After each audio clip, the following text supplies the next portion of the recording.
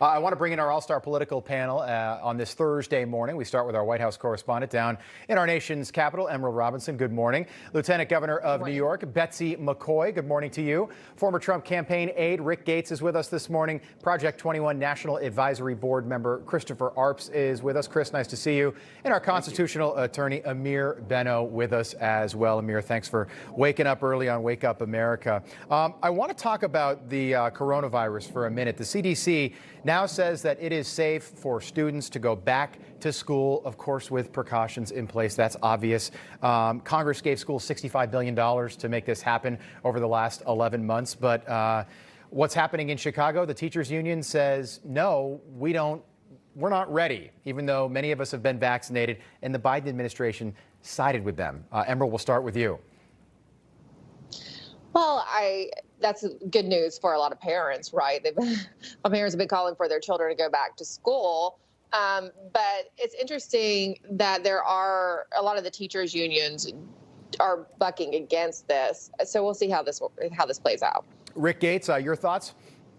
Yeah, I think that it's very unfortunate. There's been enough data out there to suggest that it's fine for kids to go back to school. My kids personally are in school in person, and they've flourished. They've had a unbelievable opportunity to engage with their fellow students. And I think it's tragic that these teacher unions are using this potentially as an excuse. Yes, there are still health and safety reasons, but at the end of the day, we've got to find a way to get back, especially for the kids. I mean, 10 years from now, we're going to look back and kids are going to be mentally distraught from this experience. And I just think it's a tragedy not to at least look at it as a viable option. Rick, I have two kids that are in school. I noticed you got a bottle of Maker's Mark over your shoulder there. If my kids were not in school, that bottle would not be full. I can tell you that much. Exactly. Yeah, it would be empty. My kids are in school. My nephew Teddy is in school as well. I want to play a video for you. And folks at home, if you're brushing your teeth right now or you're not looking at the TV, this is the Chicago School Board. They did an interpretive dance to explain why they're not ready, and this is serious, to go back to school. Take a look. Safe.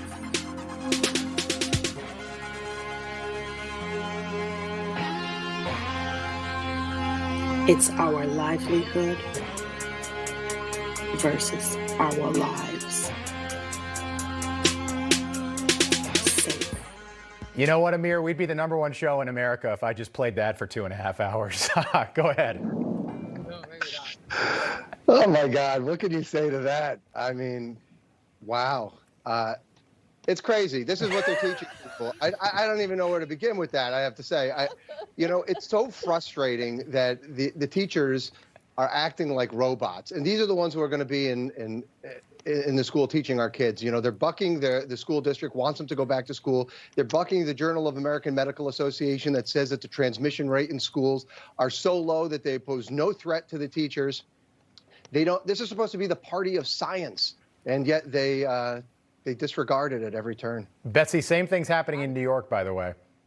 Absolutely. And it's important to know that the unions had a very big hand in writing the 2 relief packages that Congress has already passed.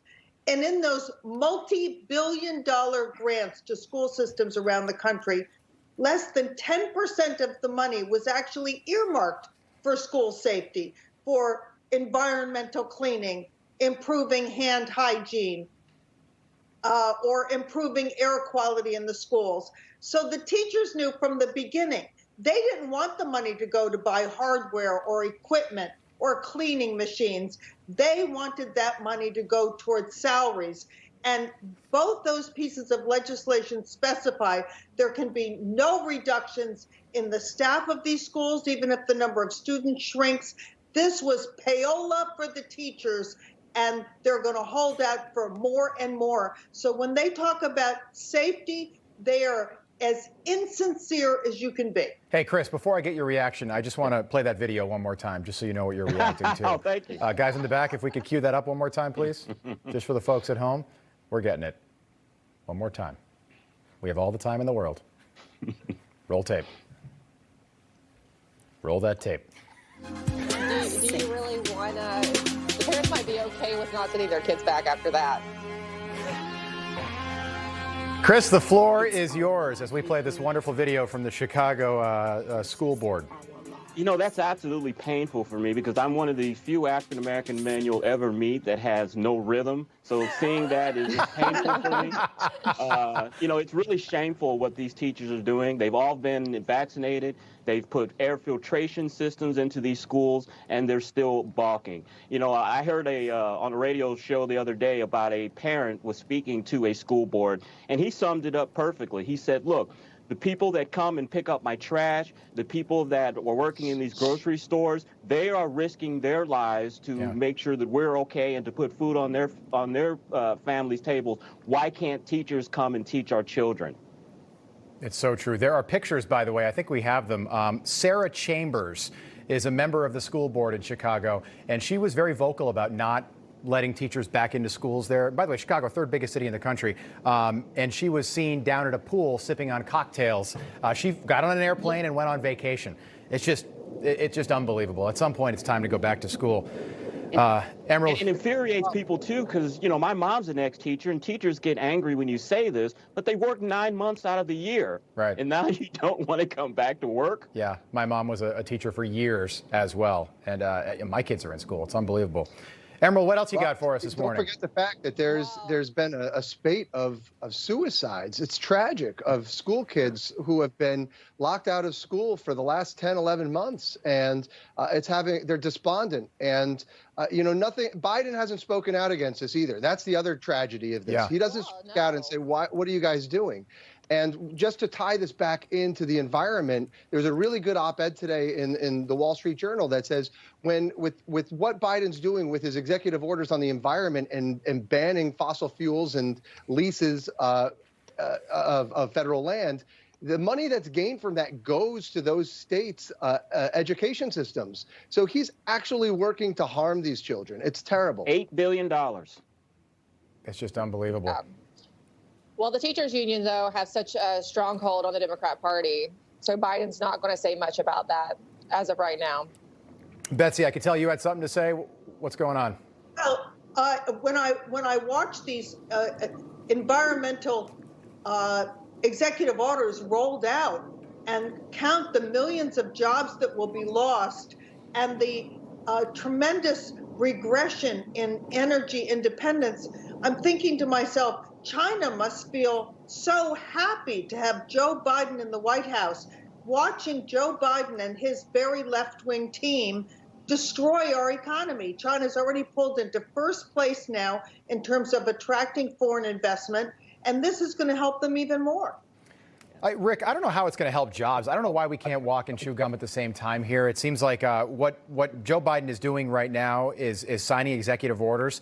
Millions of Americans rely on these different jobs that he is just cutting. Yeah, he's decimating, you know, the economy at so many levels. And next to executive orders, the second most thing he's done is just establishing commissions all over the place.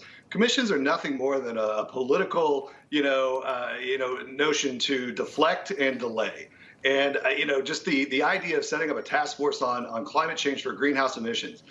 Do we not have enough research and data and other things out there that he couldn't have a plan to come into office from the beginning? Why is it that he has to be elected and then he's going to develop his plan, share with the American people probably in year 3 or 4, at which point, he'll be useless and a lame duck at that stage. So it's just amazing that he is not focused on what really is the heart and driver of America, and that's jobs. And he's just decimating the jobs community. And it's a tragedy to see, especially after all the work that President Trump did, especially on energy independence. That was a very big issue for the president, one that he was very passionate about. And I just hate to see that that's being rolled back. Rick, final thought. We don't have much time, but you guys are coming right back after the commercial break. But President Biden has signed more executive orders through 7.5 days than any president in history. That includes FDR. And I'll tell you what, he got down to business with executive orders throughout his time in office because there's a lot going on. A depression. The country was devastated at that time. But Joe Biden has signed more. It's shocking.